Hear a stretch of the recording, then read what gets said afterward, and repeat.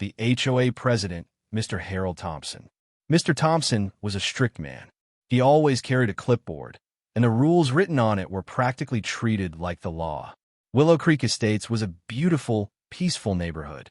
Every house had a lawn trimmed like a golf course, mailboxes that sparkled, and neighbors who always smiled at each other. But all of this perfection was because of one man, the HOA president, Mr. Harold Thompson. Mr. Thompson was a strict man. He always carried a clipboard, and the rules written on it were practically treated like the law. Once, he fined old Mrs. Hopkins $50 just because her Halloween pumpkin was still on her porch on November 1st.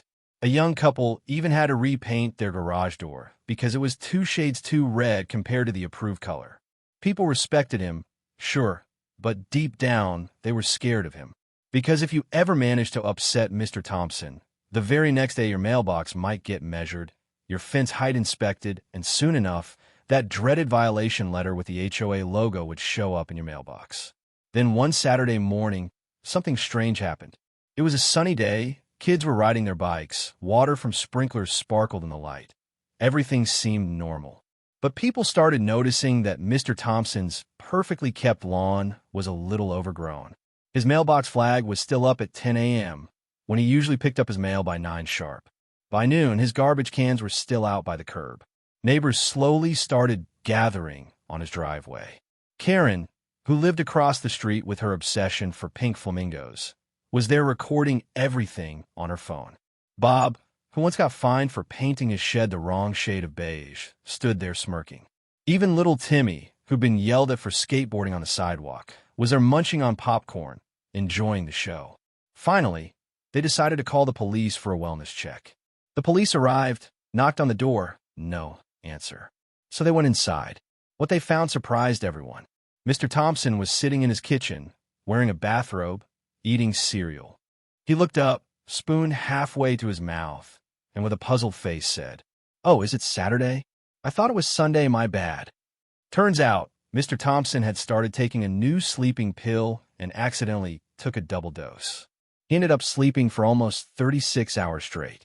Because of that, he missed his entire HOA inspection rounds, skipped 2 board meetings, and completely lost the chance to find Mrs. Hopkins again for her front door wreath. For the next 48 glorious hours, the whole neighborhood was free. Kids drew on the sidewalks with chalk without a care. Someone snuck a giant garden gnome into their front yard. A teenage boy even parked his old rusty truck on the street overnight, without fear. It felt like paradise. Everyone was relaxed and happy. But then Monday morning came. Mr. Thompson was back, clipboard in hand, patrolling the neighborhood. By noon, he had already handed out 12 violation notices. Order was restored. The HOA was back in charge. Ever since then, at every summer barbecue, someone would laugh and say, "Remember that weekend when the HOA was asleep? Best 2 days of our lives." And every Halloween, some prankster would leave a giant fake bottle of sleeping pills on Mr. Thompson's porch. So next time you see your HOA president looking tired, maybe offer him a nice warm glass of milk. Who knows? The neighborhood might just get another weekend of freedom.